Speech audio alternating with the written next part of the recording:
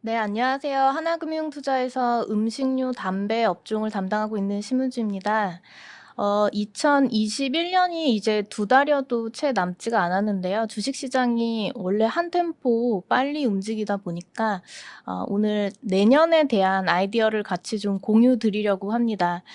제목에서 보셨던 것처럼 저는 세 가지 아이디어를 좀 말씀을 드릴 예정이고요.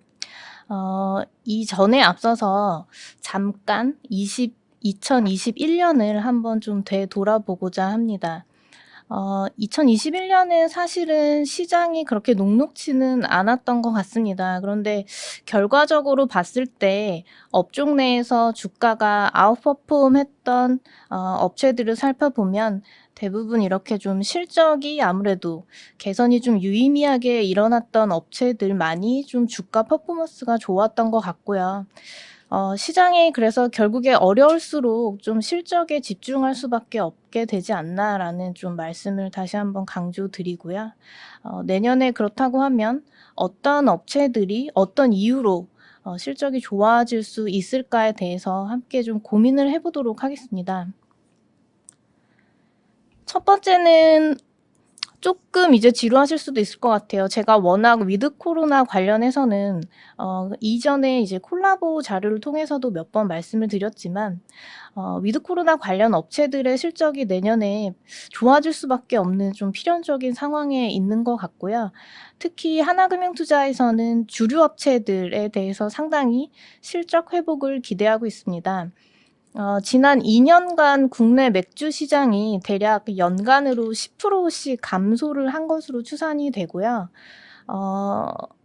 내년에 저희가 보수적으로 추정을 하더라도 2년 연속으로 이렇게 큰 폭 감소했기 때문에 8에서 한 13% 정도는 회복할 수 있지 않겠나라는 전망을 하고 있습니다. 저희가 체감적으로도 느끼실 수가 있겠지만 올해 같은 경우에도 굉장히 안 좋았던 게 연초 이후부터 2021년은 강도 높은 사회적 거리 두기가 지속이 되었고요. 2021년 3분기에만 주류 총수요가 10% 이상 빠졌습니다. 그래서 2020년의 베이스가 높지가 않은데 낮음에도 불구하고 큰 폭으로 이렇게 빠졌기 때문에 최근에 좀 연말에 약속들을 조금씩 잡고 계시지 않나 싶어요. 이런 수요들이 좀 회복이 된다고 했을 경우에는 이런 주류 업체들의 실적은 당연히 자연스럽게 개선될 수밖에 없는 상황에 놓여 있다고 보고 있습니다. 제가 커버 페이지에 조그맣게 그림을 하나 넣어 놨었는데 코로나가 이제 예전에 코로나 이전 상황으로 정상화됐을 때 "어떤 일을 하고 싶으세요?" 라는 설문조사를 했더니 사실 여행이 좀 압도적으로 많았고요. 그다음에 뭐 "지인들이랑 편안하게 술 한잔 하고 싶다."라는 응답도 상당히 상위에 랭킹이 되었습니다. 그래서 이런 수요 회복들을 저희는 상당히 좀 기대하고 있는 상황이고 관련 업체인 하이트진로, 롯데칠성 저희는 조금 의미 있게 내년에 영업이익이 한 20% 이상 개선될 것으로 추정을 하고 있습니다.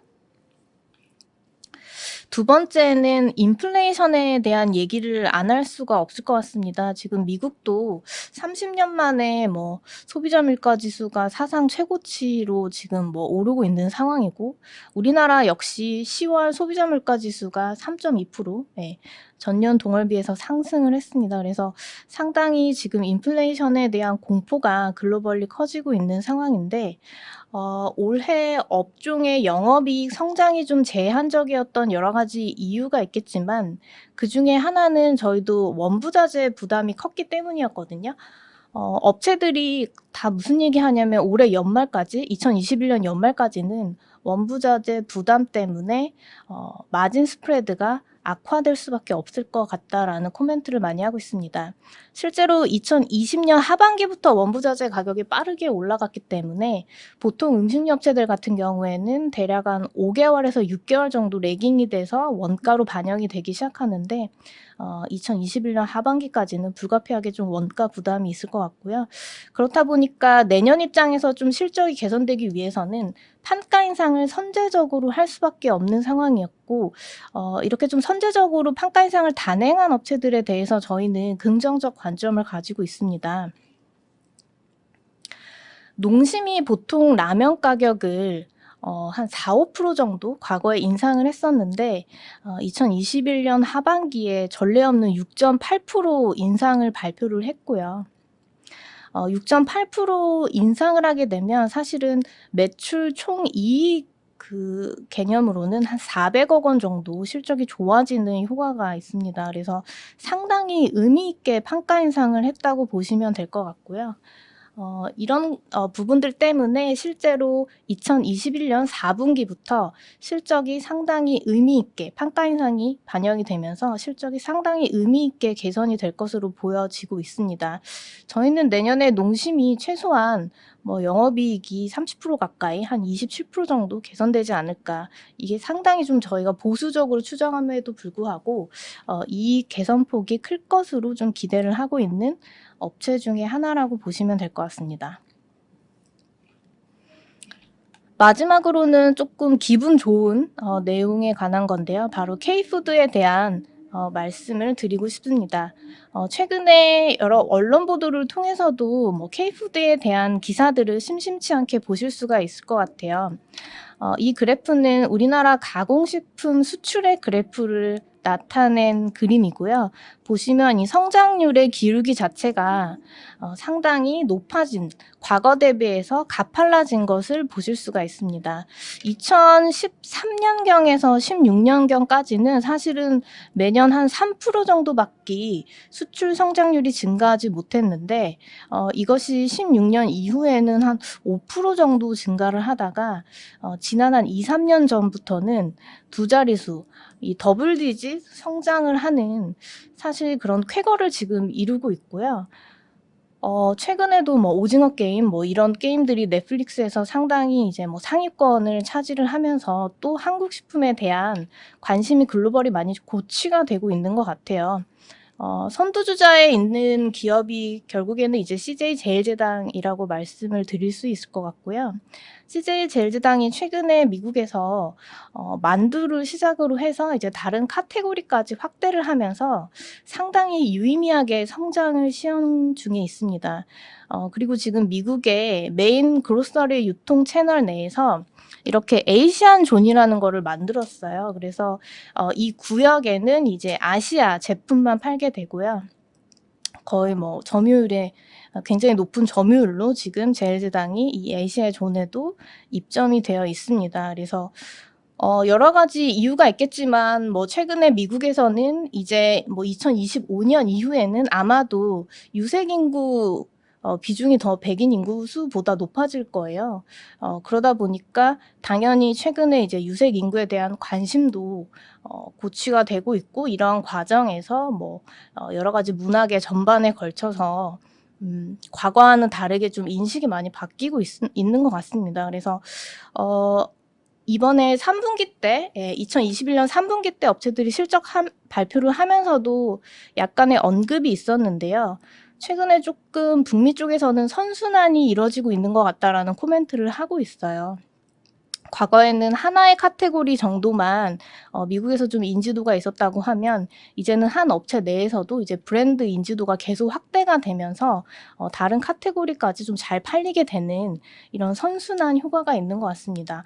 일례로 농심 같은 경우에는 과거에는 신라면 정도만 브랜드 인지도가 있었다고 하면 요즘에는 이제 짜파게티라던가 너구리 이런 이제 제품들까지도 다른 이제 소비자들이 먼저 찾게 되는 선순환이 일어나고 있는 거죠. 그래서 K푸드 관련해서는 사실 굉장히 기분 좋은 일이고 앞으로 좀 더 잘 해줬으면 좋겠는 바람이 개인적으로는 있고요. 수치상으로 보시더라도 지금 제일제당 내에서 식품 내에서 해외 비중이 이제 40%를 상회하게 될 것 같고요. 농심도 아마 2022년에는 40% 가까이 상승을 하게 될 것 같습니다. 그래서 언론에서 많이 이렇게 뉴스가 나오는 거 이상으로 지금 고무적인 성과를 내고 있다라는 점에서 저희가 향후에 좀 주목을 해야 되지 않나라는 말씀을 드릴 수 있을 것 같고요.